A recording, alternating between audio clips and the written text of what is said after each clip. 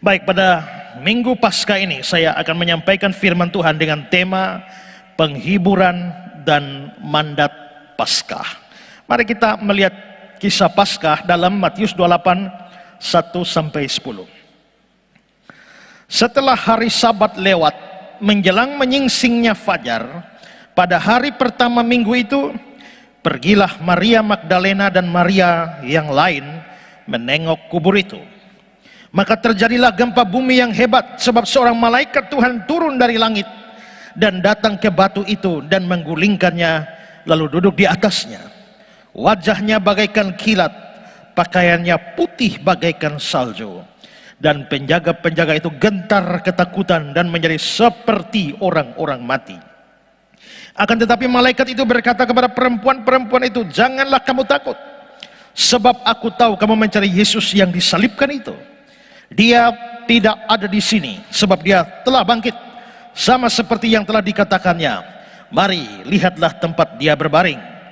Dan segeralah pergi dan katakan kepada murid-muridnya bahwa dia telah bangkit dari antara orang-orang mati. Dia mendahului kamu ke Galilea. Di sana kamu akan melihat dia. Sesungguhnya aku telah mengatakannya kepadamu." Mereka segera pergi dari kubur itu dengan takut dan dengan sukacita yang besar, dan berlari cepat-cepat untuk memberitahukan kepada murid-murid Yesus. Tiba-tiba Yesus berjumpa dengan mereka dan berkata, "Salam bagimu." Mereka mendekatinya dan memeluknya serta menyembahnya. Maka kata Yesus kepada mereka, "Jangan takut. Pergi dan katakanlah kepada saudara-saudaraku supaya mereka pergi ke Galilea, dan di sanalah mereka akan melihat aku." Saudara-saudara, dari cerita yang baru saja kita baca ini, terlihat bahwa berita Paskah, berita kebangkitan Yesus, pertama-tama datang pada dua orang Maria. Coba perhatikan ayat 1. Setelah Sabat lewat menjelang menyingsing fajar pada hari pertama minggu itu, pergilah Maria Magdalena dan Maria yang lain. Maria Magdalena dan Maria yang lain berarti ada dua orang Maria yang menjadi saksi mata pertama dari kebangkitan Kristus. Yang pertama adalah Maria Magdalena. Magdalena itu bukan fam, bukan marga, tapi asal. Maria berasal dari Magdala, makanya disebut Magdalena. Lalu siapa Maria yang lain? Maria yang lain itu adalah Maria ibu Yakobus. Ini berdasarkan keterangan Markus 16 ayat 1. Setelah lewat hari Sabat, Maria Magdalena dan Maria ibu Yakobus. Nah, jadi ada dua orang Maria. Dua orang Maria ini hadir pada saat Yesus mati. Saat Yesus mati, dua Maria ini hadir. Matius 27, 50, 55, 56. Yesus berseru pula dengan suara nyaring lalu menyerahkan nyawanya. Dan ada di situ banyak perempuan yang melihat dari jauh, yaitu perempuan-perempuan yang mengikuti Yesus dari Galilea untuk melayani dia. Di antara mereka terdapat Maria Magdalena dan Maria ibu Yakobus dan Yusuf. Jadi dua Maria ini hadir saat Yesus mati. Dua Maria ini juga hadir saat Yesus dikubur. Matius 27 ayat 61. Tetapi Maria Magdalena dan Maria yang lain tinggal di situ, duduk di depan kubur itu. Berarti dua Maria ini penting. Waktu Yesus mati, mereka hadir. Waktu Yesus dikubur, mereka hadir. Dan menarik bahwa dua Maria inilah yang menjadi saksi pertama pada saat Yesus bangkit dari antara orang mati. William Barclay mengomentari fakta ini dengan berkata, "Sungguh tepat bila Maria Magdalena dan Maria yang lain merupakan orang pertama yang menerima berita tentang kebangkitan Tuhan dan bertemu dengannya. Mereka hadir di dekat salib. Mereka hadir ketika ia dibaringkan di kubur. Dan kini mereka menerima balasan atas kasih mereka itu. Mereka lah yang pertama mendapatkan sukacita kebangkitan." Dua Maria ini berduka saat Yesus disalibkan. Duka mereka makin bertambah saat Yesus dikuburkan. tapi dua Maria ini jugalah yang menerima sukacita pertama dari kebangkitan Kristus. Teks kita dalam Matius 28 ayat 1 mengatakan bahwa mereka berdua, pergilah Maria Magdalena dan Maria yang lain menengok kubur itu. Dan sesampai di kubur, mereka bertemu dengan malaikat yang lalu menggulingkan batu kubur itu dan duduk di atasnya. Ini dalam ayat yang kedua, Matius 28 ayat 2. Seorang malaikat Tuhan turun dari langit dan datang ke batu itu, menggulingkannya lalu duduk di atasnya. Untuk apa malaikat menggulingkan batu untuk duduk di atasnya? Yang jelas bukan supaya malaikat bisa masuk. Kenapa? Karena malaikat itu makhluk roh. Dia bisa menembusi apa saja. Jadi tidak perlu mengguling batu kubur supaya malaikat bisa masuk. Juga bukan supaya Yesus bisa keluar dari kubur. Karena ingat, Yesus dibangkitkan dengan tubuh kebangkitan, tubuh yang baru. Dan tubuh Yesus setelah bangkit itu tubuh yang telah di-upgrade sehingga bisa tembus tembok. Kita ingat dalam ruang-ruang tertutup pada hari Minggu Paskah itu, Yesus bisa tiba-tiba muncul bertemu dengan rasul-rasul, dan seketika itu juga bisa pergi meninggalkan mereka dengan menembusi tembok. Jadi batu kubur digulingkan bukan supaya malaikat bisa masuk, bukan supaya Yesus bisa keluar. Lalu untuk apa? Batu kubur itu digulingkan justru untuk dua Maria itu, supaya mereka bisa masuk dan menyaksikan kubur yang kosong. Dan bahwa dua malaikat itu duduk di atas batu itu, batu kubur itu untuk menggambarkan kemenangan Kristus atas kubur, kemenangan Kristus atas maut. Dan setelah semua itu terjadi, malaikat itu mulai bicara dengan dua Maria ini. Apa yang dikatakan malaikat itu? Mari kita lihat kembali ayat 5 sampai 7. Akan tetapi malaikat itu berkata kepada perempuan-perempuan itu, jangan kamu takut, sebab aku tahu kamu mencari Yesus yang disalibkan itu. Dia tidak ada di sini, sebab dia telah bangkit, sama seperti yang telah dikatakannya. Mari, lihatlah tempat dia berbaring, dan segeralah pergi dan katakanlah kepada murid-muridnya bahwa dia telah bangkit dari antara orang mati. Dia mendahului kamu ke Galilea, di sana kamu akan melihat dia. Sesungguhnya aku telah mengatakannya kepadamu. Dari kata-kata malaikat ini kepada dua Maria ini, saya melihat ada penghiburan di sana, sekaligus ada mandat di sana. Karena itulah maka tema khotbah saya hari ini adalah penghiburan dan mandat Paskah. Penghiburan seperti apa? Mandat seperti apa? Dan berita Paskah seperti apa? Itu yang akan kita lihat dari pernyataan-pernyataan malaikat ini kepada dua saksi mata kebangkitan. Mari kita lihat. Pertama, malaikat itu menyuruh mereka supaya tidak takut. Malaikat itu menyuruh mereka supaya tidak takut. Perhatikan ayat 5. Akan tetapi malaikat itu berkata kepada perempuan-perempuan itu, jangan kamu takut. Kenapa dibilang jangan kamu takut? Jikalau malaikat berkata jangan kamu takut, berarti mereka sedang takut. Tapi mereka sedang takut apa? Apa yang sedang mereka takutkan? Perhatikan ayat 2. Maka terjadilah gempa bumi yang hebat, sebab seorang malaikat turun dari langit. Terjadi gempa bumi yang hebat. Kedua, ada malaikat turun dari langit. Saudara-saudara, pertama terjadi gempa bumi. Adanya gempa bumi ini hanya dilaporkan oleh Matius. Dan ini fakta menarik. Mengapa? Karena bukan hanya terjadi gempa saat Yesus bangkit, tapi bahkan saat Yesus mati, itu pun terjadi gempa yang sama. Matius 27, 50, 51. Yesus berseru pula dengan suara nyaring, lalu menyerahkan nyawanya, berarti dia mati. Dan lihatlah, tabir bait suci terbelah dua dari atas sampai ke bawah. Terjadilah gempa bumi dan bukit-bukit batu terbelah. Waktu Yesus mati, gempa bumi, bukit batu terbelah. waktu dia bangkit juga terjadi gempa bumi yang hebat. Saudara-saudara, pernahkah saudara berpikir, kenapa Yesus mati harus terjadi gempa bumi? Kenapa Yesus bangkit harus terjadi gempa bumi? Ini bukan sebuah kebetulan. Ini bukan sesuatu tanpa makna. Dan seperti kata Cornelis Lapide, dia mengatakan, bumi yang gemetar karena sedih pada kematian Kristus seakan-akan melonjak dengan sukacita pada kebangkitannya. Jadi di sini gempa bumi dipersonifikasi bahwa pada saat Yesus mati, bumi gemetar karena sedih, terjadilah gempa. Tapi pada saat Yesus bangkit, bumi melonjak sukacita, maka terjadi juga gempa. Henry mengatakan, saat dia mati, bumi yang menerima dia pun bergetar ketakutan. Kini saat dia bangkit, bumi yang melepas dia juga melonjak kegirangan dalam kemuliaannya. Nah saudara-saudara, perempuan-perempuan itu takut. Takut apa? Karena takut pada gempa bumi yang terjadi.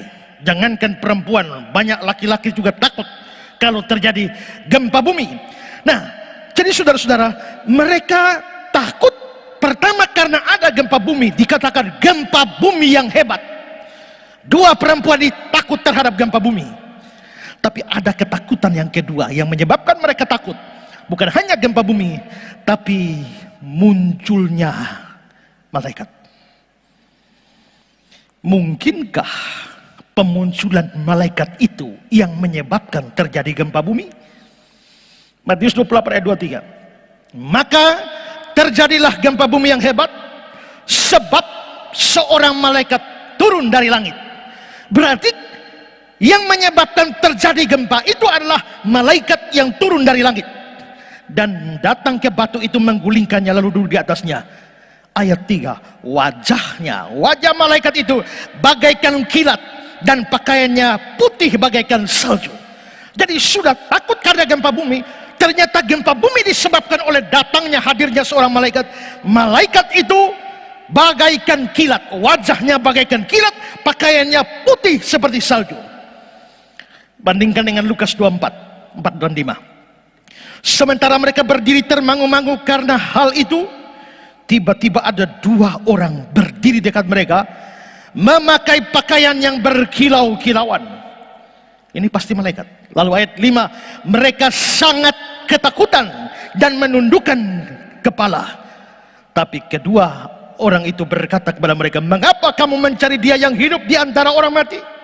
Berarti saudara-saudara, terlihat bahwa penampilan malaikat yang begitu hebat, yang juga menyebabkan gempa bumi, menyebabkan ketakutan terhadap dua perempuan ini.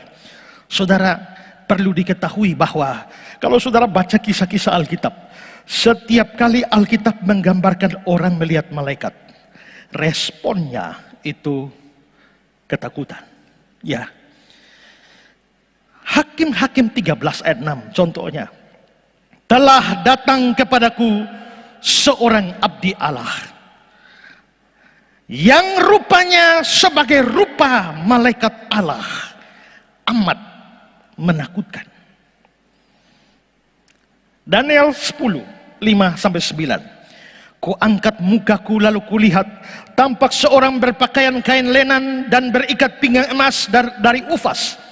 Tubuhnya seperti permata Tarsis, wajahnya seperti cahaya kilat, matanya seperti sulu yang menyala-nyala, lengan dan kakinya seperti kilau tembaga yang digilap, dan suara ucapannya seperti gaduh orang banyak. Ketika aku melihat penglihatan yang besar itu, hilanglah kekuatanku. Aku menjadi pucat sama sekali, tidak ada lagi kekuatan padaku. Lalu ku dengar suara ucapannya, dan ketika aku mendengar suara ucapan, jatuh pingsanlah aku, tertelungkup dengan mukaku ke tanah. Jadi saudara-saudara, Daniel sampai pingsan karena melihat malaikat. Jadi orang kalau lihat malaikat ketakutan. Ini perlu diperhatikan. Di Alkitab tidak pernah ada malaikat digambarkan sebagai bayi-bayi lucu, ya, yang bawa anak panah seperti itu. Paul Imen pernah berkata bahwa di dalam Alkitab tidak ada malaikat digambarkan sebagai bayi-bayi. Selalu orang dewasa dan menakutkan, Tapi yang terjadi di gambar-gambar adalah kita bukan takut pada gambar malaikat, tapi lihat bayi-bayi lucu yang ingin menggelitiknya. Tidak. Penampilan malaikat menakutkan. Karena itu nyanyi hati-hati. Kirim aku malaikatmu. Dia datang kau bisa pingsan. Ya. Nah, saudara, kalau melihat malaikat sendiri saja sudah takut, sekarang malaikatnya datang plus gempa bumi yang menyertainya, maka wajarlah dua perempuan itu lebih takut lagi. Tapi yang menarik, saudara, bukan cuma dua perempuan itu yang takut. Seluruh penjaga kubur juga gentar terhadap hal itu. Perhatikan ayat 4. Dan penjaga-penjaga itu gentar ketakutan dan menjadi seperti orang-orang mati. Dalam terjemahan lama dibilang, maka orang jaga itu pun menggeletar oleh sebab takut akan dia, sehingga kelihatan seperti orang mati. Jadi saudara-saudara, dua Maria itu pasti ketakutan sekali. Tapi para penjaga kubur itu juga mengalami ketakutan. Ketakutan kelihatan begitu hebat, sampai saudara-saudara, pada waktu dua Maria ini sudah pulang, sudah pergi, ketakutan itu masih menyelimuti mereka. Seperti kata Markus 16 ayat yang ke-8. Lalu mereka keluar dan lari meninggalkan kubur itu.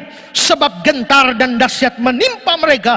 Mereka tidak mengatakan apa-apa kepada siapapun juga karena takut. Nah, berarti memang perempuan-perempuan itu mengalami ketakutan. Karena itulah malaikat-malaikat itu berkata dalam ayat 5, jangan kamu takut. Jangan kamu takut. Para penafsir mengatakan bahwa dari tiga kata ini, jangan kamu takut, yang ditekankan itu adalah kata yang kedua, kata kamu. Jangan takut, ada kamu di tengah, jangan kamu takut. Tekanannya pada kamu. Kamu ini yang dimaksudkan adalah dua perempuan ini, dan itu dikontraskan dengan penjaga-penjaga kubur yang juga takut. Jadi di sana ada penjaga-penjaga kubur yang takut, ada dua Maria yang takut. Tapi berita jangan kamu takut itu hanya diberikan pada dua perempuan ini dan tidak diberikan kepada para penjaga kubur. Fakta ini menarik. Mereka sama-sama takut, tetapi yang mendapatkan kalimat jangan takut tidak semuanya, hanya dua orang Maria ini yang mendapatkannya. Fakta ini dikomentari oleh John Calvin. Dia mengatakan, kita harus memperhatikan perbedaan antara dua jenis ketakutan yang diperbandingkan oleh Matius. Para prajurit yang terbiasa dengan kekacauan sangat ketakutan dan sangat kewalahan, sehingga mereka jatuh seperti orang-orang yang hampir mati. Tetapi tidak ada kekuatan yang diberikan untuk membangkitkan atau mengangkat mereka dari kondisi itu. Ketakutan yang sama juga merenggut para wanita, tapi pikiran mereka yang hampir saja menyerah dipulihkan oleh penghiburan yang segera menyusul untuk memulai atau setidaknya untuk menghibur mereka dengan harapan yang lebih baik. Fakta ini menarik. Saya ulang sekali lagi, ada dua Maria yang ketakutan dan ada para prajurit yang juga takut.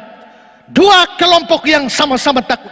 Tapi untuk kelompok yang pertama, yaitu untuk dua orang Maria, ada penghiburan dan kekuatan dari malaikat, jangan takut.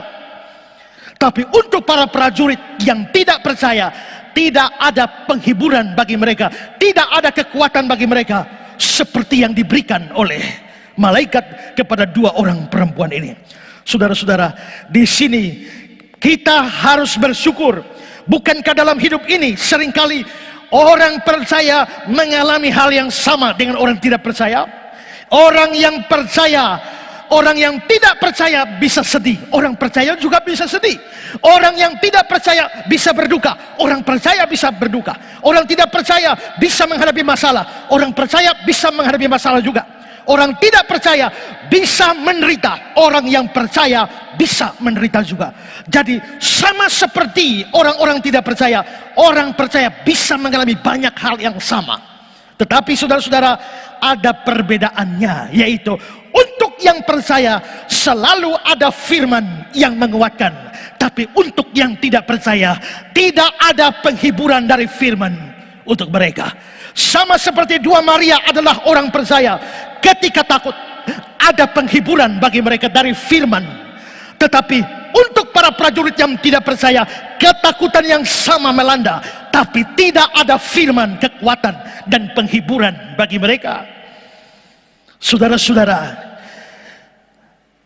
dalam hidup ini ada banyak hal yang sama dialami orang percaya dan tidak percaya. Tapi kita bersyukur bahwa untuk yang percaya, untuk murid-murid Kristus, penghiburan selalu ada dari firman. Ketika orang percaya dan orang tidak percaya sama-sama mengalami kekhawatiran hidup, kita bisa khawatir terhadap hidup ini. Orang tidak percaya bisa juga khawatir terhadap hidup ini. Makan apa, minum apa, pakai apa. Tapi untuk orang percaya ada penghiburan dan kekuatan dari firman. Misalnya dalam Matius 6 ayat 26, pandanglah burung-burung di langit yang tidak menabur, tidak menuai, tidak mengumpulkan bekal dalam lumbung, namun diberi makan oleh Bapamu yang di sorga. Bukankah kamu jauh melebihi burung-burung itu? Ketika orang percaya merasa khawatir, ada penghiburan dari firman bahwa kita lebih berharga dari burung-burung di udara. Jikalau Tuhan kasih makan burung di udara, kenapa dia tidak bisa mencukupi kebutuhan dari anak-anaknya? Tapi untuk orang tidak percaya, ada penghiburan apa? Ada kekuatan apa dari firman? Tidak ada. Ketika orang percaya dan orang tidak percaya sama-sama menghadapi musibah, sama-sama menghadapi hal yang tidak enak, hal yang buruk dalam hidup mereka, untuk yang percaya ada firman dan kekuatan. Roma 8 ayat 28. Kita tahu sekarang Allah turut bekerja dalam segala sesuatu untuk mendatangkan kebaikan bagi mereka yang mengasihi Dia. Tapi bagi orang tidak percaya, ada penghiburan apa? Ada kekuatan apa? Tidak ada. Ketika orang percaya dan orang tidak percaya sama-sama menghadapi pencobaan, untuk orang percaya ada firman dan kekuatan yang diberikan. 1 Korintus 10 ayat 13. Pencobaan-pencobaan yang kamu alami ialah pencobaan biasa yang tidak melebihi kekuatan manusia. Sebab Allah setia, karena itu Dia tidak akan membiarkan kamu dicobai melampaui kekuatanmu. Pada waktu kamu dicobai, Dia akan memberikan kepadamu jalan keluar sehingga kamu dapat menanggungnya. Dia akan berikan jalan keluar sehingga kamu dapat menanggungnya. Itu untuk orang percaya. Yang tidak percaya, tidak ada firman, tidak ada kekuatan, tidak ada penghiburan. Ketika orang percaya dan orang tidak percaya sama-sama menghadapi situasi yang sulit, untuk orang percaya ada kekuatan, ada firman. Ulangan 31 ayat 8. Sebab Tuhan, Dia sendiri akan berjalan di depanmu, Dia sendiri akan menyertai engkau, Dia tidak akan membiarkan engkau dan tidak akan meninggalkan engkau. Jangan takut, jangan patah hati. Ada kekuatan, ada penghiburan untuk yang percaya. Untuk yang tidak percaya, tidak ada firman, tidak ada kekuatan, tidak ada penghiburan. Inilah keuntungan-keuntungan dari orang percaya. Tuhan tidak pernah berjanji bahwa orang yang percaya akan bebas dari segala macam kesulitan, penderitaan, sakit penyakit di dunia ini. Tapi Dia berjanji memberikan kekuatan, memberikan penghiburan kepada mereka yang percaya kepada Dia. Karena itu kita bersyukur. Yang sudah percaya bersyukurlah, karena selalu ada kekuatan. Nasibmu di dunia ini bisa tidak berbeda dengan orang tidak percaya, tapi kamu selalu diberikan kekuatan dan penghiburan dari Tuhan. Tapi yang tidak percaya tidak mendapatkan. Kalau saudara orang percaya bersyukur, tapi kalau saudara belum percaya, percayalah supaya kekuatan dan penghiburan ini diberikan kepadamu. Perhatikan satu hal lagi. Perempuan-perempuan ini mengalami ketakutan, tapi ketakutan mereka tidak berkaitan dengan Yesus yang mati. Karena apa? Mereka takut karena apa? Pertama, takut gempa. Kedua, takut malaikat. Yang ditakuti itu gempa dan malaikat. Tidak ada hubungan dengan kematian Yesus. Tapi pada waktu para malaikat menyuruh mereka jangan takut, malaikat menghubungkannya dengan kebangkitan Yesus. Saya ulang. Waktu dua perempuan ini takut, ketakutan mereka tidak ada hubungan dengan kematian Yesus. Karena takutnya pada gempa dan pada malaikat. Tapi pada waktu malaikat suruh mereka jangan takut, malaikat menghubungkan ketakutan mereka supaya mereka jangan takut lagi itu dengan fakta kebangkitan Kristus. Perhatikan ayat 5 dan 6. Akan tetapi malaikat itu berkata pada perempuan-perempuan itu, jangan kamu takut. Ayat 6-nya, sebab dia telah bangkit. Jangan kamu takut sebab dia telah bangkit. Ketakutan dua orang Maria tidak ada kaitan dengan kematian. Tapi supaya mereka tidak takut, jangan kamu takut, itu dihubungkan malaikat dengan kebangkitan Kristus. Itu berarti bahwa berita tentang Yesus yang sudah bangkit dirasa begitu penting, begitu mulia, sehingga itu bisa dipakai untuk mengabaikan seluruh ketakutan yang bahkan tidak ada kaitan dengan kematian Kristus. Dengan kata lain, jikalau orang fokus kepada kebangkitan Kristus, maka kebangkitan Kristus itu bisa meniadakan seluruh ketakutan di dunia ini, ketakutan apa saja di dunia ini. Karena itu, Yesus yang telah bangkit seharusnya menjadi alasan bagi kita, dasar bagi kita untuk tidak takut terhadap apapun. Ada banyak hal yang ditakutkan manusia di dunia ini. Ada begitu banyak persoalan yang menyebabkan ketakutan bagi manusia di dunia ini. Tapi kalau saya bisa meringkas semuanya, menurut saya seluruh ketakutan itu hanya bisa dibagi dua. Pertama adalah ada orang yang takut terhadap kehidupan. Ada orang yang takut terhadap kehidupan. Hidupnya dirasa begitu berat sehingga dia tidak berani lagi menjalani hidupnya dengan seluruh kesulitan dan problem yang ada, sehingga dia takut untuk hidup, dan karenanya dia memilih bunuh diri. Beberapa tahun yang lalu ada kisah menghebohkan dari kota Malang, bahwa ada seorang bapak yang punya usaha bengkel yang besar sekali, tahu-tahu bangkrut. Karena bangkrut, hidup mereka menjadi susah. Lalu si bapak pergi ke Bali untuk cari kerja, meninggalkan istri dengan 4 orang anak. Anak pertama kelas 5 SD, anak kedua kelas 2 SD, anak ketiga TKA, dan anak yang berikutnya belum sekolah. Ekonomi sangat sulit, suami belum dapat kerja, istri stres dengan keadaan ekonomi, kebutuhan anak-anak yang begitu banyak, dan rasanya sulit menjalani hidup dengan kondisi ekonomi seperti itu. Lalu saudara-saudara, satu hari ibu ini ketika anak-anaknya pulang sekolah, ibu ini sudah menyediakan susu buat 4 orang anaknya. Anak pertama diminumkan susunya, anak kedua, anak ketiga, anak keempat. Ternyata susu itu sudah dicampur racun dan matilah 4 orang anaknya. Setelah 4 orang anak mati, ibu itu meminum susu beracun itu dan dia mati penutup dari anak-anaknya. Dan satu keluarga selain suami habis semuanya. Kenapa orang memilih bunuh diri? Karena mereka tidak kuat menghadapi hidup ini. Karena takut menghadapi seluruh persoalan hidup ini. Ketakutan yang pertama di dunia ini adalah orang takut menjalani hidup, takut menghadapi fakta-fakta hidup.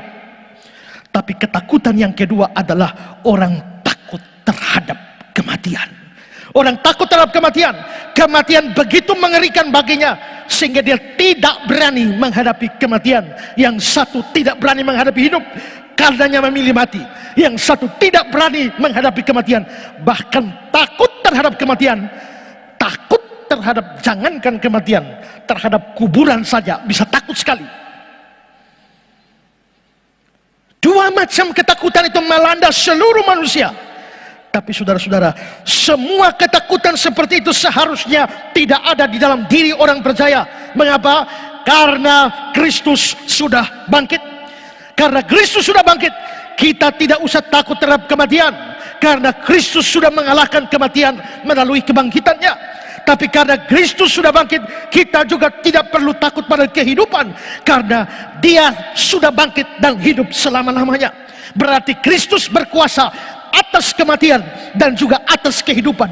Dan jikalau Dia adalah Tuhanku yang sudah mengalahkan kehidupan, mengalahkan kematian, dan juga sudah hidup selama-lamanya, apa sebabnya, apa dasarnya yang membuat saya harus takut terhadap kehidupan dan terhadap kematian? Tidak ada. Itulah sebabnya Paulus berkata dalam Filipi 1 ayat 21, bagiku hidup adalah Kristus dan mati adalah keuntungan. Karena itu saudara, kalau saudara benar-benar percaya pada Kristus, saudara tidak perlu khawatir lagi terhadap hidup saudara. Percayalah bahwa hidup saudara, apapun yang saudara hadapi di depan, percayalah bahwa seluruh hidupmu adalah dalam tangan Tuhan. Tapi kalau saudara sudah percaya pada Kristus, tidak ada alasan pun untuk takut menghadapi kematian. Karena kematian hanya membawa kamu kepada hidup yang lebih baik. Kesadaran pada Tuhan yang bangkit, pada fakta Tuhan yang bangkit, seharusnya melenyapkan seluruh ketakutan kita. Bahkan ketakutan yang tidak ada hubungan dengan kematian Kristus, seperti yang dialami oleh dua Maria. Mereka takut hal lain, takut gempa, takut malaikat. Tapi Kristus yang sudah bangkit menghalau seluruh ketakutan mereka. Demikianlah Kristus yang sudah bangkit bisa menghalau seluruh ketakutan hidup kita. Baik hidup kita maupun kematian kita, kita bisa menghadapinya. Sebab Dia hidup, ada hari esok. Sebab Dia hidup, ku tak gentar, karena ku tahu Dia pegang hari esok. Hidup jadi berarti sebab Dia hidup. Hidup kita, jikalau Kristus sudah bangkit, I can face tomorrow. Saya bisa melihat hari esok. Akan ada hari besok. Ada harapan bagi kita, menghalau setiap ketakutan untuk menjalani hidup hari demi hari, day by day, dengan kuasa kebangkitan Kristus. Inilah penghiburan Paskah. Penghiburan Paskah adalah bahwa Paskah kebangkitan Kristus melenyapkan seluruh ketakutan kita, baik terhadap kehidupan maupun terhadap kematian. Inilah hal pertama yang dibicarakan para malaikat dengan dua perempuan itu. Yang kedua,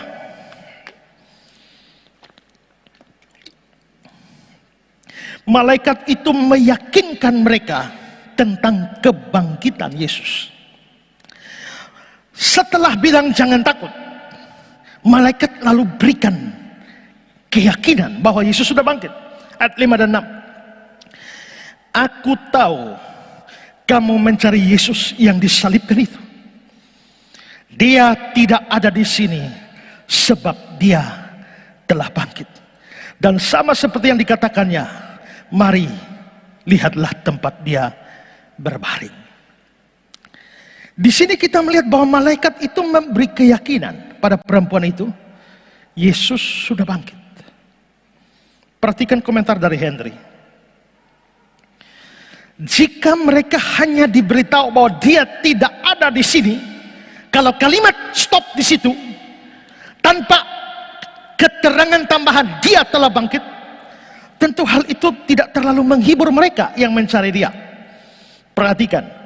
Saat mereka yang mencari Kristus tidak mendapatkan Dia di tempat yang mereka harapkan, mereka pasti akan merasa terhibur saat mendengar Dia telah bangkit. Dia telah bangkit sekalipun mereka tidak melihat Dia. Malaikat memberi keyakinan tentang kebangkitan Kristus, Tapi bagaimana malaikat memberi keyakinan itu? Malaikat melakukannya dengan dua cara. Cara pertama adalah mengingatkan mereka terhadap kata-kata Kristus sebelum dia mati. Ini cara pertama. Mengingatkan mereka terhadap kata-kata Kristus sebelum dia mati. Perhatikan ayat 5 dan 6. Aku tahu kamu mencari Yesus yang disalibkan. Dia tidak ada di sini sebab dia telah bangkit, sama seperti yang telah dikatakannya. Sama seperti yang telah dikatakannya. Dengan kata lain, malaikat itu mau berkata, dia tidak sementara memberikan satu kabar yang sama sekali baru. Tidak. Dia hanya mengingatkan mereka bahwa mereka sudah pernah mendengar bahwa Yesus telah berjanji akan bangkit pada hari yang ketiga. Dia telah bangkit seperti yang telah dikatakannya. Karena itu, fakta kebangkitan seharusnya bukan hal yang baru bagi mereka. Apa yang Yesus katakan adalah firman. Dan malaikat mengingatkan firman yang pernah dikatakan Yesus. Maka disinilah kita melihat peranan firman Tuhan sesungguhnya.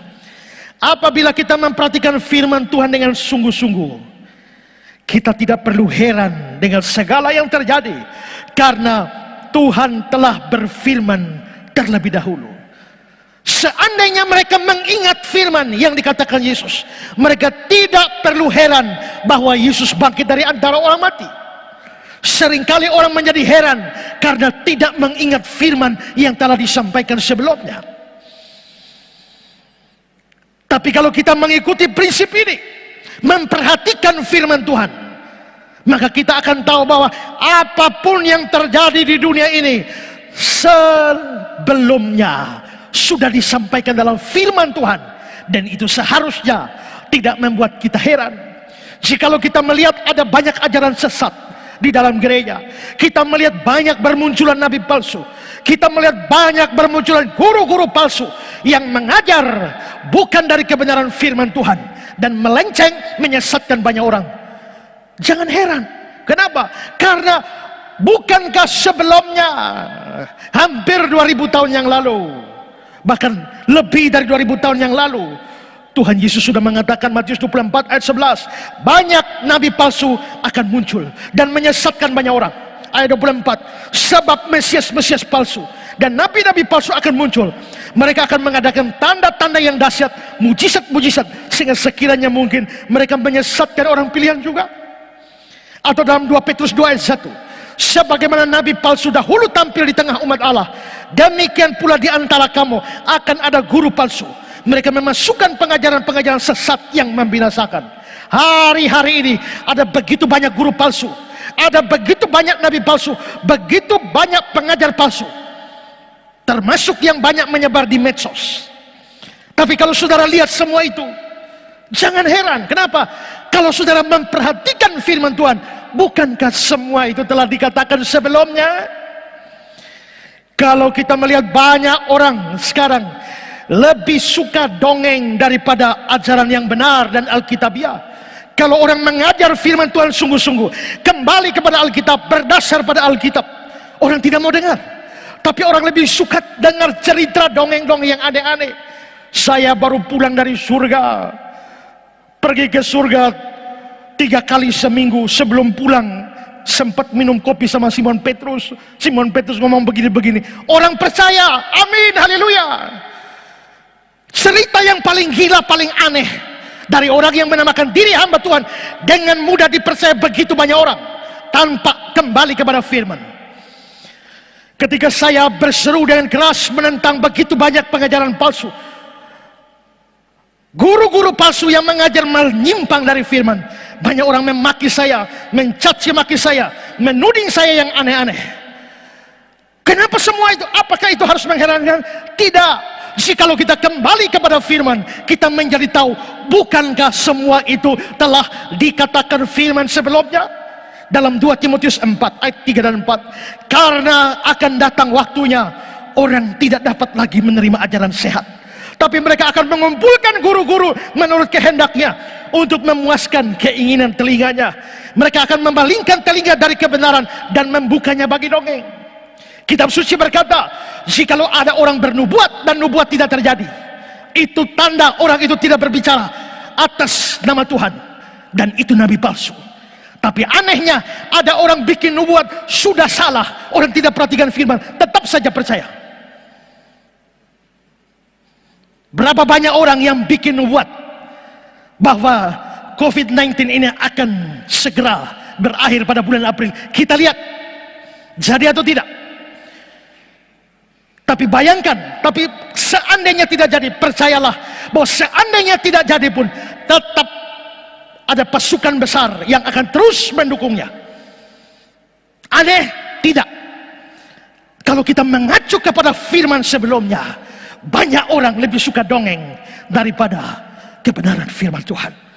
Jikalau kita melihat ada kebencian yang besar terhadap orang-orang percaya, ada penghinaan, ada penistaan terhadap apa yang kita percaya, dan hari-hari kita melihat itu. Bahkan sementara kita mendengar khotbah online seperti ini dari Facebook atau YouTube, ada banyak anak-anak setan masuk ke sana yang tidak percaya pada Kristus, menyerang iman kita, membenci kita.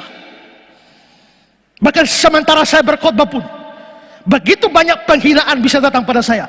Apakah itu bikin saya heran? Tidak. Jikalau kita kembali kepada firman, bukankah semua itu telah dikatakan? Matius 10 ayat 22, kamu akan dibenci semua orang oleh karena namaku. Kalau ada orang-orang yang mengajar kebenaran dianggap sesat, ada orang sesat dianggap mengajar benar, ada orang benar dianggap sesat. Apakah itu mengherankan? Jikalau kita kembali kepada firman, itu tidak mengherankan, karena itu sudah dikatakan sebelumnya. Bahkan contoh, seorang seperti Rasul Paulus yang gigih memberitakan Injil, apa yang dibilang pada dia?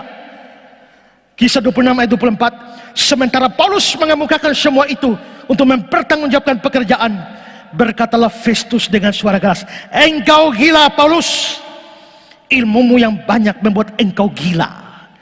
Orang mengajar firman dengan sungguh-sungguh, beritakan firman dengan sungguh-sungguh, dianggap gila. Matius 27 ayat 63, dan mereka berkata, Tuhan, kami ingat bahwa si penyesat itu, maksudnya Yesus, sewaktu hidup berkata, sesudah 3 hari aku akan bangkit. Yesus disebut si penyesat itu. Jadi ada orang mengajar firman, beritakan Injil, dianggap gila, dianggap sesat. Jangan heran kalau kita melihat kepada firman sebelumnya, kita tidak heran, dan masih banyak hal yang lagi. Maka saudara, di sini kita melihat peranan firman Tuhan. Kembalilah, selalulah back to the Bible. Maka saudara akan melihat seluruh dunia ini dengan seluruh hal yang terjadi di dalamnya sedang berjalan seperti yang telah difirmankan Tuhan.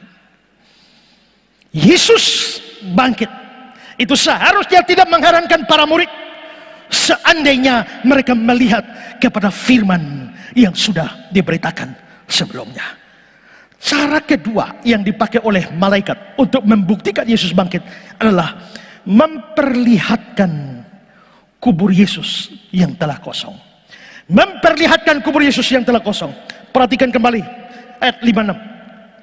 Aku tahu kamu mencari Yesus yang disalibkan itu. Dia tidak ada di sini, sebab dia telah bangkit, sama seperti yang dikatakannya. Mari, lihatlah tempat ia berbaring. Mari, lihatlah tempat dia berbaring. Dengan kata lain, malaikat ingin berkata, kubur sudah kosong, dan kubur yang kosong itu membuktikan Yesus sudah bangkit. Memang secara logis kubur kosong belum bisa membuktikan Yesus bangkit, karena kalau mayat Yesus dicuri, kubur juga kosong. Secara logis tidak bisa langsung disimpulkan demikian. Tapi kalau kita mengetahui latar belakangnya, maka kita tidak bisa menghindar bahwa kubur kosong menjadi bukti tak terbantahkan bahwa Yesus hidup, Yesus bangkit. Kenapa? Kubur itu bukan seperti kubur kita. seperti gua yang ditutup dengan batu yang besar, kira-kira beratnya 2 ton, butuh minimal 10 laki-laki untuk menggeser batu itu. Dan batu besar itu ada meterai di sana, dan ada penjagaan ketat dari para penjaga kubur. Lalu saudara ingat bahwa para penjaga kubur itu, atau pada zaman itu kalau ada seorang tahanan dan beberapa orang disuruh menjaga, apabila tahanannya sampai hilang atau disuruh jaga satu barang, barangnya sampai hilang, yang jaga mesti dibunuh mati, hukum mati. Kita lihat kisah 12 ayat 19. Herodes menyuruh mencari Petrus, tapi dia tidak ditemukan. Lalu Herodes menyuruh memeriksa pengawal-pengawal itu dan membunuh mereka. Jaga Petrus. Petrus dia Tuhan tolong sampai keluar. Begitu Petrus tidak ditemukan, penjaganya dibunuh. Kisah 16 ayat 27. Ini tentang kepala penjara Filipi. Ketika kepala penjara itu terjaga dari tidurnya, melihat pintu-pintu penjara terbuka, dia menghunus pedangnya hendak bunuh diri, karena dia menyangka orang-orang hukuman telah melarikan diri. Kenapa dia mau bunuh diri? Karena kalau semua tahanan hilang, dia pasti dibunuh. Daripada dibunuh, lebih baik bunuh diri. Jadi memang kebiasaan saat itu, kalau sesuatu dijaga, apalagi dengan materai, lalu sampai hilang, yang jaga itu dibunuh. Karena itu kalau Yesus ada dalam kuburan, dijaga oleh para penjaga ini, berani mayat Yesus sampai dicuri, seluruh penjaga putus kepalanya. Bisakah para penjaga itu dengan ancaman bahaya hukuman mati, mereka bisa tertidur seluruhnya dan membiarkan mayat Yesus dicuri murid-murid? Apalagi mereka tidur macam apa sampai batu seberat 2 ton yang terguling terbuka seperti itu tidak membangunkan mereka? Mereka tidur atau pingsan? Karena itu saudara-saudara, Injil juga, Injil Yohanes memberikan informasi yang lain. Yohanes 20 ayat 6 dan 7. Maka datanglah Simon Petrus juga menyusul dia dan masuk ke dalam kubur itu. Dia melihat kain kapan terletak di tanah. Kain kapan untuk bungkus mayat itu ya, terletak di tanah. Sedang kain peluh yang tadinya ada di kepala Yesus tidak terletak dekat kain kapan, tapi agak di samping, di tempat yang lain sudah tergulung. Yesus itu masuk kuburan itu dililit dengan kain kafan dan juga kain peluh di sini. Sudah ada di situ, rapih di situ, lalu yang satu digulung di sini. Saudara, kalau ada detektif memeriksa kubur itu, maka opsi mayat Yesus dicuri itu menjadi sesuatu opsi yang harus diabaikan. Kenapa? Karena kalau murid-murid sampai mencuri mayat Yesus, langkah pertama mereka sudah berhasil masuk lubang kubur. Angkat mayat Yesus beserta dengan seluruh kain kafannya, kain peluhnya, lari. Kapan buka kain kafannya? Nanti kalau sudah aman. Tapi saudara-saudara, hanya pencuri bodoh yang sudah mau keluarkan mayat, tunggu dulu, buka dulu, lipat, gulung baik-baik. Itu sama seperti saudara masuk, pencuri masuk rumah saudara. Begitu lihat TV, lihat dompet, lihat HP, lihat laptop, lari, ambil, lari. Begitu lari ingat, aduh piring belum cuci piring dulu, sapu rumah dulu, kasih bersih, baru lari. Itu pencuri bodoh. Bukan hanya bodoh, bodoh itu ada 2. Yang pertama pakai ekornya H, yang kedua ekornya K, bodoh dan bodok. Ya, kalau bodok itu satu level di atas bodoh. Jadi kalau ada pencuri yang sudah curi barang masih lap ini dulu, bersihkan, aduh meja masih kotor, itu namanya pencuri bodoh. Tapi saudara lihat kain kafan, kain peluh itu terguling di situ dengan rapihnya. Fakta ini menunjukkan bahwa ini bukan sebuah pencurian mayat. Karena itu tidak masuk akal. Dari semua ini harus disimpulkan bahwa memang kubur yang kosong itu membuktikan tidak ada kemungkinan lain selain Yesus bangkit. Kubur kosong membuktikan Dia hidup. Nah, disinilah kita bisa melihat bahwa Malaikat menunjuk pada kubur yang kosong sebagai bukti tak terbantahkan bahwa Yesus memang benar-benar bangkit. Jadi minggu pagi itu, para perempuan mendapatkan keyakinan yang pasti Yesus benar-benar bangkit. Kepada mereka disodorkan dua bukti, perkataan Yesus dan kubur yang kosong. Dan mereka tidak punya kesimpulan yang lain bahwa memang Yesus bangkit. Barclay mengatakan, malaikat mengingatkan mereka akan janji Yesus dan memperhadapkan mereka dengan kubur yang kosong. Perkataannya merupakan undangan untuk percaya. Dua fakta ini seharusnya mengundang kita untuk percaya dengan bukti yang tak terbantahkan bahwa Yesus benar-benar bangkit dari antara orang mati. Fakta ini jugalah yang harus kita percaya. Walaupun kita bukan saksi mata seperti dua perempuan itu, tapi terlalu banyak bukti yang sudah diberikan, yang olehnya kita harus percaya bahwa Yesus bangkit. Dalam 1 Korintus 15 ayat 4-8, Paulus berkata bahwa dia telah dikuburkan, bahwa dia telah dibangkitkan pada hari yang ketiga sesuai kitab suci, bahwa dia telah menampakkan diri kepada Kefas, kemudian kepada ke-12 muridnya. Sesudah itu dia menampakkan diri kepada lebih dari 500 saudara sekaligus. Kebanyakan dari mereka masih hidup sampai sekarang. Maksudnya apa? Dia menampakkan diri pada lebih dari 500 orang. Kebanyakan masih hidup. Maksudnya apa? Maksudnya kalau lu tidak percaya, silakan tanya sendiri. Kalau kau tidak percaya, silakan wawancara mereka. Kalau kau tidak percaya, undang mereka ke radio, bikin kesaksian. Undang mereka ke televisi, bikin kesaksian. Terlalu banyak orang yang melihat itu. Selanjutnya menampakkan diri kepada Yakobus, kemudian kepada semua rasul, dan yang paling akhir dari semuanya, dia menampakkan diri juga kepadaku. Berarti Paulus mengungkapkan ada begitu banyak orang yang menyaksikan Kristus yang bangkit. Ada satu teori namanya teori halusinasi. Teori halusinasi itu mengatakan Yesus tidak bangkit, tapi murid-murid sedang mengalami halusinasi. Halusinasi itu sama seperti mamamu baru meninggal, lalu pada hari yang ketiga waktu kamu cuci piring di belakang dapur, tiba-tiba mama muncul di antara pohon pisang. Nah, itu namanya halusinasi. Mereka mengatakan murid-murid Yesus tidak bangkit, murid-murid sedang mengalami halusinasi.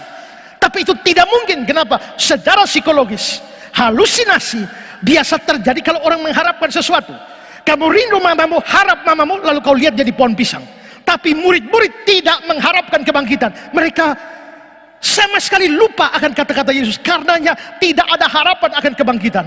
Kedua, kalau halusinasi biasanya hanya satu orang lihat, tapi ini lebih dari 500 orang lihat sekaligus. Ketiga, halusinasi itu kalau kau lihat mamamu di pohon pisang tidak bisa diajak ngobrol. Tapi Yesus yang bangkit itu bisa diajak ngobrol, bicara, bahkan bisa disentuh. Maka tidak bisa tidak, dia betul-betul bangkit dari antara orang mati. Dalam Kisah Rasul 1 ayat 3 dikatakan, kepada mereka dia menunjukkan dirinya setelah penderitaannya selesai, dan dengan banyak tanda dia membuktikan bahwa dia hidup. Sebab selama 40 hari dia berulang-ulang menampakkan diri dan berbicara kepada mereka. Selama 40 hari dia menampakkan diri. Halusinasi biasanya hanya beberapa menit. Begitu lihat mama di pohon pisang, setelah itu kucak-kucak mata, mamanya hilang. Ini selama 40 hari dia menampakkan diri. Kalau mayat Yesus dicuri dan tidak bangkit, terus yang menampakkan diri 40 hari siapa? Hantukah? Begitu banyak bukti tentang kebangkitan Yesus. Dan karenanya adalah pekerjaan yang lebih sukar, adalah pekerjaan yang lebih berat untuk membuktikan bahwa Yesus tidak bangkit daripada membuktikan bahwa dia bangkit. Maksudnya, sekarang kalau saya disuruh, ayo buktikan Yesus bangkit atau buktikan Yesus tidak bangkit, mana lebih berat? Membuktikan Yesus tidak bangkit itu lebih susah, lebih sukar daripada membuktikan Yesus bangkit. Saking banyak bukti bahwa dia telah bangkit dari antara orang mati. Mantan rektor saya waktu sekolah teologi dulu, Pendeta Francis Naohoke, dalam satu kelas Kristologi beliau mengatakan kalimat seperti ini yang masih saya ingat sampai hari ini. Karena begitu banyak data tentang kebangkitan Kristus, maka lebih sukar untuk membuktikan Yesus tidak bangkit daripada membuktikan bahwa dia bangkit. Saya sendiri pernah menulis sebuah kalimat yang saya lupa saya nulis di buku apa. Tapi dalam buku itu saya nulis, tidak dibutuhkan sebuah kejeniusan untuk percaya Yesus sudah bangkit, tapi dibutuhkan sebuah kelambanan yang luar biasa untuk tidak percaya pada kebangkitannya. Yesus bangkit. Orang-orang yang tidak percaya seringkali berpikir ini tidak masuk di akal. Bukan. Ini bukan soal tidak masuk akal, ini melampaui akal. Tapi kalau kita mau berbicara lebih ketat, justru kebangkitan jauh lebih masuk akal. Kenapa? Kebangkitan jauh lebih masuk akal. Dari apa? Dari kelahiran. Coba saudara pikir. Mari bandingkan antara kelahiran dan kebangkitan. Untuk seorang anak lahir, tadinya anak itu belum ada, tidak ada. Tahu-tahu anak itu ada di rahim ibunya dan dilahirkan. Dalam kasus kelahiran, urut-urutannya dari tidak ada menjadi ada. Tidak ada jadi ada. Tapi kalau kebangkitan, tadinya sudah ada, lalu tidak ada, lalu diadakan kembali. Mana lebih susah, sesuatu yang pernah ada diadakan kembali, dan sesuatu yang sama sekali tidak ada diadakan? Mana lebih susah? Lebih susah yang lahir dong, tidak ada menjadi ada. Atau bahkan dalam definisi kematian yang lebih baik, apa itu mati? Mati itu adalah berpisahnya jiwa, roh, tubuh. Kalau lahir dari tidak ada menjadi ada.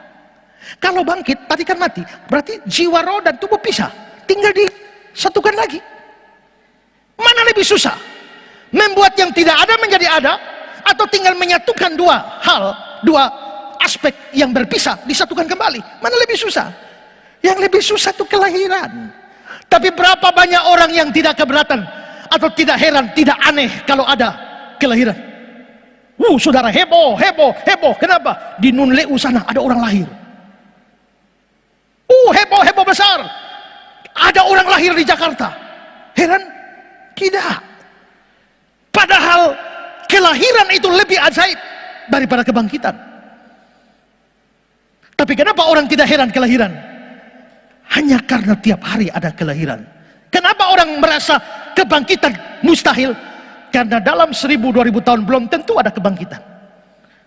Tapi itu karena jarang terjadi. Tapi secara kemungkinan jauh lebih memungkinkan atau lebih mudah bikin kebangkitan daripada kelahiran atau kemunculan seorang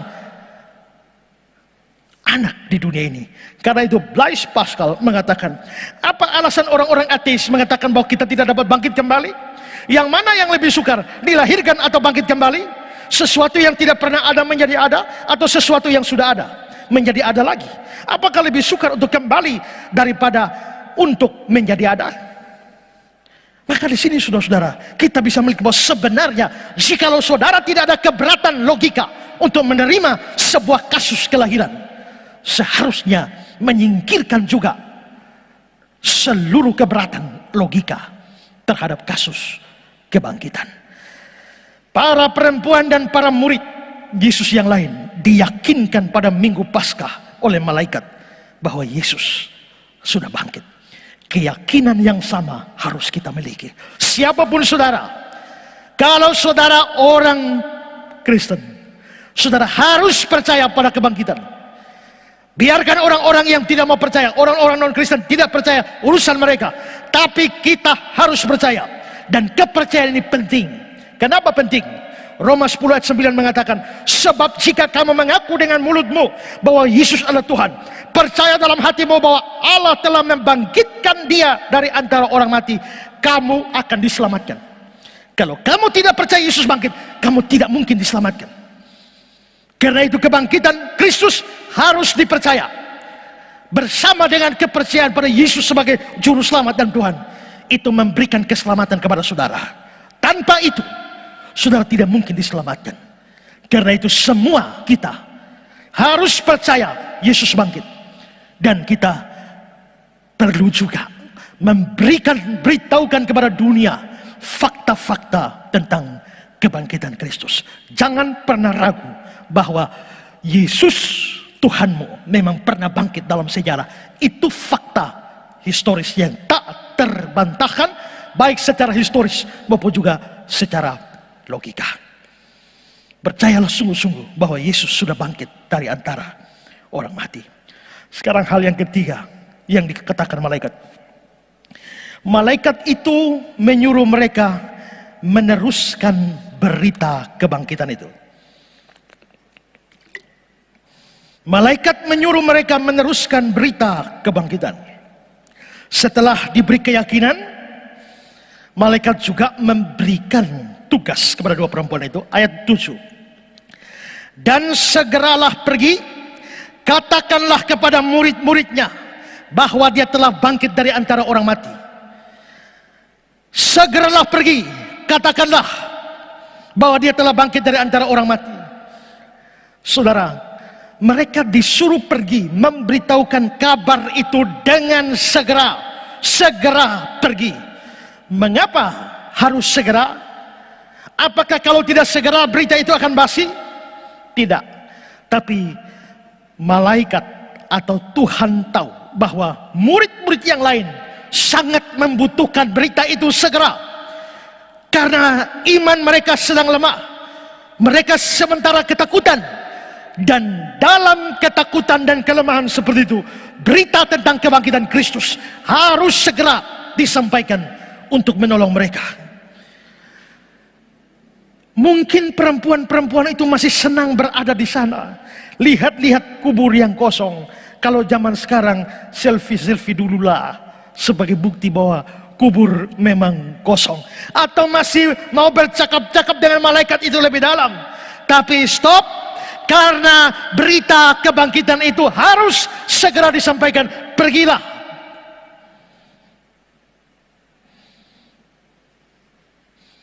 Sukacita akan kebangkitan penting, tapi tugas, mandat yang diberikan lebih penting. Penghiburan dalam Paskah itu penting, tapi mandat Paskah perlu dijalankan. William Barclay mengatakan, ketika mereka sendiri sudah menemukan fakta tentang Kristus yang bangkit itu, kewajiban mereka yang pertama ialah memberitakannya dan membagikannya kepada yang lain. Pergi dan katakanlah adalah perintah pertama yang diberikan kepada orang yang telah menemukan sendiri keajaiban Yesus Kristus. Mereka lalu pergi dan di tengah jalan mereka jumpa dengan Tuhan Yesus. Di ayat 8 dan ayat yang ke-9 mereka jumpa dengan Tuhan Yesus. Lalu di ayat 9-nya dikatakan Yesus berkata pada mereka, "Salam bagimu." Dan Yesus mengatakan hal yang sama yang seperti dikatakan para malaikat. Ayat 10, Yesus mengatakan apa? Jangan takut. Pergi, katakanlah kepada saudara-saudaraku. Tadi malaikat sudah bilang jangan takut. Sekarang Yesus ulang, jangan takut. Setelah itu, para malaikat mengatakan pergi dan sampaikanlah. Yesus juga bilang pergilah dan katakanlah pada saudara-saudaraku. Berarti Yesus meneruskan apa yang disampaikan malaikat. Suruh pergi. Berarti pergi dan memberitakan berita Paskah, berita kebangkitan Kristus. Itu adalah mandat, adalah perintah yang sangat-sangat penting. Mereka diberikan tugas baik oleh malaikat maupun Yesus sendiri. Dan sebenarnya tugas itu tidak boleh menjadi beban bagi mereka, tapi itu kehormatan bagi mereka. Disuruh Tuhan menyampaikan berita, itu tidak boleh jadi beban.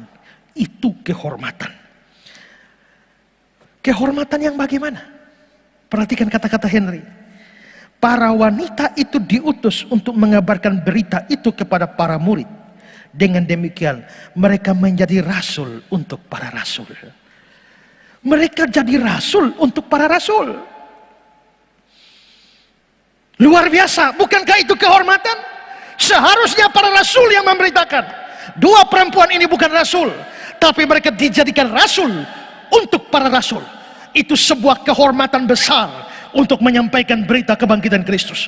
Ingat, berita kebangkitan Kristus atau berita Injil itu berita istimewa, itu kabar baik, itu berita yang kekal. Dalam 1 Korintus 2 ayat 7, tetapi yang kami beritakan ialah hikmat Allah yang tersembunyi dan rahasia yang sebelum dunia dijadikan telah disediakan Allah bagi kemuliaan kita.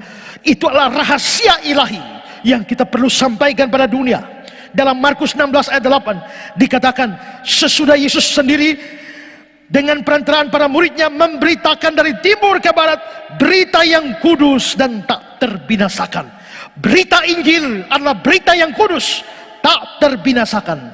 Dalam terjemahan Indonesia sehari-hari dibilang berita yang suci dan abadi. Kalau begitu, orang-orang yang diberikan mandat untuk beritakan firman, beritakan Injil, beritakan kabar kebangkitan itu, sesungguhnya adalah penghormatan dari Tuhan. Tuhan memberi penghormatan kepada kita untuk menyampaikan berita itu. Dan Paulus sadar, dia dulu adalah penghujat, dia dulu adalah yang membinasakan orang-orang Kristen. Tapi Allah mengasihani dia dan memberikan kepercayaan penghormatan kepada dia. Beritakan Injil, dan itu disyukuri oleh Paulus. 1 Timotius 1, 12-13. Aku bersyukur kepada dia yang menguatkan aku, yaitu Kristus Yesus Tuhan kita, karena dia menganggap aku setia dan mempercayakan pelayanan ini kepadamu. Aku yang tadinya seorang penghujat, seorang penganiaya, seorang ganas, tapi aku dikasihaninya karena semua kulakukan tanpa pengetahuan dan di luar iman.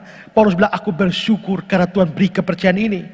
Dalam surat Roma dia bilang, namun karena kasih karunia yang dianugerahkan Allah padaku, yaitu bahwa aku boleh menjadi pelayan Kristus Yesus bagi bangsa-bangsa bukan Yahudi dalam pelayanan pemberitaan Injil Allah, supaya bangsa-bangsa bukan Yahudi dapat diterima oleh Allah sebagai persembahan yang berkenan padanya, yang disucikan oleh Roh Kudus. Jadi dalam Kristus aku boleh bermegah tentang pelayananku bagi Allah. Ini harus disadari oleh seluruh pendeta. Ini harus disadari oleh seluruh penginjil. Ini harus disadari oleh seluruh majelis gereja. Ini harus disadari oleh seluruh orang percaya yang diberikan mandat untuk melayani. Itu adalah kehormatan yang Tuhan berikan bagi kita. Tapi sebaliknya banyak orang tidak melihat itu sebagai kehormatan. Banyak orang itu melihat sebagai beban. Ingat, pada saat kelahiran Yesus, Tuhan pakai malaikat beritakan pada gembala. Sekarang pada waktu kebangkitan Kristus, Tuhan pakai malaikat juga untuk menyampaikan. Karena itu Tuhan sebenarnya bisa pakai malaikat lebih efektif. Tapi kenapa Tuhan tidak pakai malaikat beritakan Injil di seluruh dunia, tapi dia pakai kita, manusia yang terbatas ini? Kenapa tidak pakai malaikat saja? Kalau dia pakai malaikat, pasti Injil akan menyebar lebih cepat, banyak orang lebih bertobat. Apalagi malaikat tampil mengerikan. Cari itu yang suka-suka maki-maki Kristen itu. Termasuk kalau saya malaikat bilang, cari itu Habib Rizik itu. Muncul di muka dia gemetar, suruh percaya, langsung percaya. Ya kan? Semua yang suka-suka menghina-hina Kristen, kalau Tuhan kirim malaikat, habis pingsan, bangun langsung percaya. Tapi kenapa Tuhan tidak pakai malaikat? Kok pakai Esra Suruh yang lemah dan penuh kekurangan seperti ini?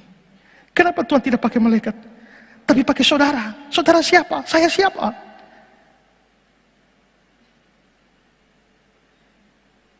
Tapi kalau dia bisa pakai malaikat, tapi dia tidak memakainya, dia pakai saudara dan saya, bukankah itu kehormatan? Maka seharusnya melayani Tuhan, memberitakan Injil tidak boleh jadi beban bagi kita. Tidak boleh menjadi sesuatu yang memberatkan bagi kita. Allah sebenarnya tidak butuh kita, tapi dia mau pakai kita. Maka itu adalah sebuah penghormatan dan harus mengucap syukur karena itu. Henry mengatakan, panggilan untuk melayani merupakan satu perkenanan yang besar. Sehingga oleh karenanya mereka yang terpanggil harus mengucap syukur kepada Yesus Kristus. Ketika Lady Diana mau menikah, dicarilah artis dari seluruh dunia untuk nyanyi. di acara nikah itu. Dan setelah panitia seleksi, mereka akhirnya mendapatkan seorang artis dari New Zealand untuk menyanyi pada acara pernikahan itu. Lalu ditanya, berapa bayarannya? Berapa bayarannya? Lalu artis itu bilang, apa bayaran? Bagi saya tidak perlu bayaran. Bahwa saya yang dipilih dari seluruh artis di dunia, dipilih untuk nyanyi pada pernikahan Lady Rai.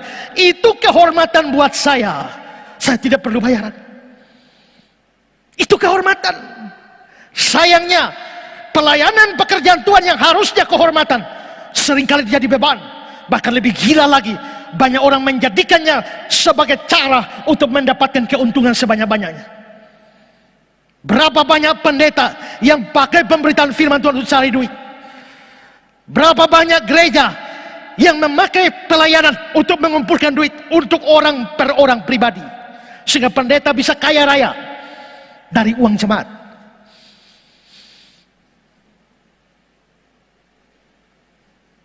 Berapa banyak orang yang atas nama pelayanan memperkaya diri mereka. Mereka tidak melihat tugas pelayanan sebagai sesuatu yang merupakan sesuatu yang disyukuri, karena itu kepercayaan luar biasa dari Tuhan. Paulus sadar bahwa ini kehormatan. Bahkan seandainya dia tidak mendapatkan apa-apa pun dari jemaat, dia mengatakan 1 Korintus 9:18, kalau demikian apakah upahku? Upahku ialah ini, bahwa aku boleh memberitakan Injil tanpa upah. Kalau saudara orang Kristen sejati, maka saudara juga dipanggil Tuhan untuk bersaksi, untuk melayani. Ada yang dipanggil Tuhan full time jadi pendeta, jadi penginjil. Tapi tidak semua dipanggil jadi pendeta, penginjil. Tapi semua kita dipanggil untuk memberitakan Injil dan juga untuk melayani. Maka saudara, terlibatnya saudara di dalam sebuah pelayanan adalah penghormatan bagi saudara. Yang sering tolak-tolak pelayanan, saudara bertobat. Yang sering lari dari pelayanan, saudara bertobat. Yang sekian lama Tuhan mau pakai untuk melayani, tapi selalu mengeraskan hati, selalu menolak dengan 1001 macam alasan. Hari ini saudara perlu datang pada Tuhan, menyerahkan diri saudara untuk siap dipakai oleh Tuhan untuk mengabarkan berita Paskah, berita yang tak terbinasakan ini. Dan ingat, dengan terlibatnya saudara dalam pelayanan, saudara diberikan kesempatan melayani. Itu bukan hanya penghormatan, tapi pada saat saudara melakukannya, Bapa di sorga menghormati saudara. Yohanes 12 ayat 26, barang siapa melayani aku, dia harus mengikuti aku. Dimanapun aku berada, di situku pelayanku berada. Barang siapa melayani aku, dia dihormati oleh Bapa. Bapa di sorga menghormati semua orang yang melayani, semua orang yang pergi dan memberitakan Injil. Saudara-saudara, hari ini kita merayakan Paskah. Paskah, kubur kosong membuktikan dia hidup. Dan fakta Paskah ini memberikan sebuah penghiburan. Jangan takut menghadapi hidupmu, tapi juga memberikan sebuah mandat. Pergi dan beritakanlah, Kristus sudah bangkit. Jangan takut, tapi pergilah. Inilah penghiburan dan mandat Paskah bagi kita. Adakah di antara saudara yang sekian lama takut menghadapi hidup ini? Menjalani hidup hari-hari ke depan penuh dengan ketakutan. Dengar, Kristus yang sudah bangkit membuat kamu tidak boleh takut menjalani hidup ini. Masalah, penderitaan, kesulitan tidak boleh membuat saudara mundur, tidak boleh membuat saudara takut. Kristus sudah bangkit. Tapi ingat, Kristus yang sudah bangkit juga menyuruh saudara pergi beritakan firman. Adakah di antara saudara yang hari ini mau berkata, Tuhan, aku siap melayani Engkau. Aku siap pergi dan beritakan firman-Mu. Aku siap untuk melakukan mandat ini, menyampaikan kepada banyak orang tentang kabar berita tak terbinasakan tentang Yesus Kristus yang mati dan bangkit. Untuk semua yang rasa takut dan cemas dalam hidup ini, dan untuk semua yang mendengar panggilan Tuhan, perintah Tuhan untuk pergi, Paskah menuntut saudara tidak takut dan pergi. Adakah yang mau melakukannya? Mari kita tunduk kepala kita.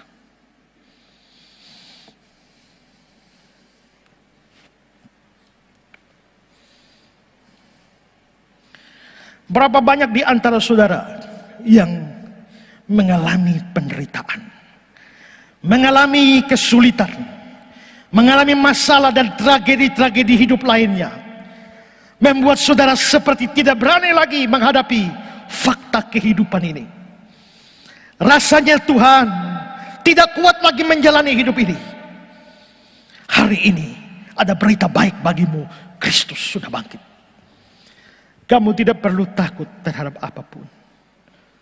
Jikalau dia hidup, ada hari esok.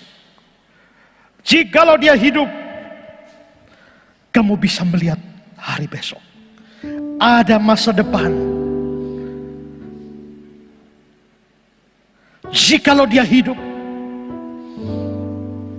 dia bisa menolong saudara dalam hidup ini. Dan adakah di antara saudara yang hari ini setelah mendengar berita Paskah ini mau menyerahkan diri saudara, Tuhan ini aku mau dipakai oleh Tuhan untuk melayani. Aku mau menjadi alat Tuhan untuk memberitakan firman, memberitakan Injil kepada orang lain. Aku mau melakukan mandat Paskah ini. Mari kita semua menundukkan kepala kita, sekalipun kita ada dalam ibadah online, tapi kita teduhkan hati kita dan bawa ketakutanmu pada Tuhan. Ambil komitmen untuk melayani Dia sungguh-sungguh. Yang rasa takut, yang susah, yang sedih, biarlah berita Paskah menjamah engkau.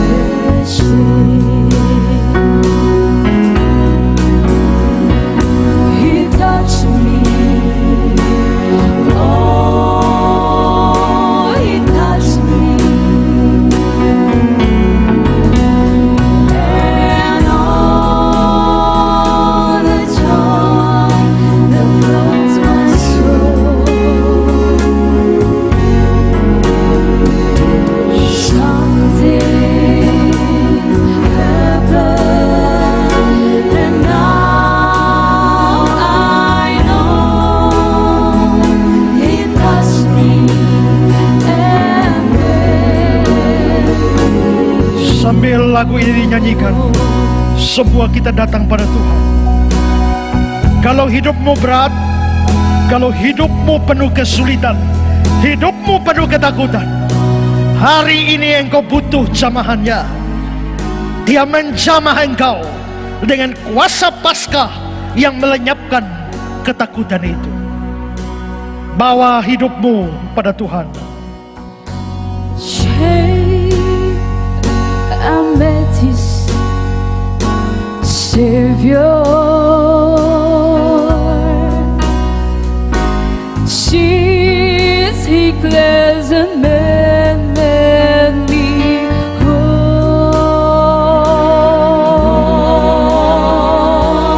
I will never cease to praise Him. I shall be while eternity Dia sama.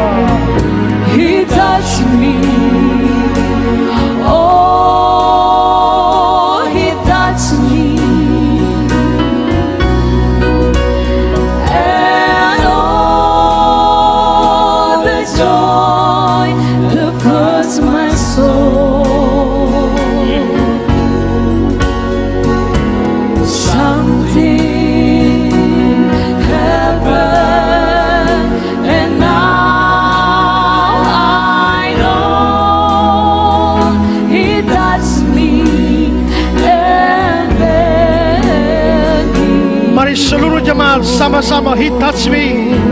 Dia jamah hidupmu. Dia jamah. Katakan sungguh-sungguh. Minta Tuhan sama hidupmu. Amin. Dan beri damai di Katakan segala sesuatu berubah. semua tak berubah. Yesus jamah hidupku. Dan aku tahu Yesus jamah. Ku jamah. Sekali lagi. Dia jamah hidupku. Sungguh-sungguh kita menyanyikan lagu ini. Dia jamah segenap hidupku. Dan beri damai di hatiku.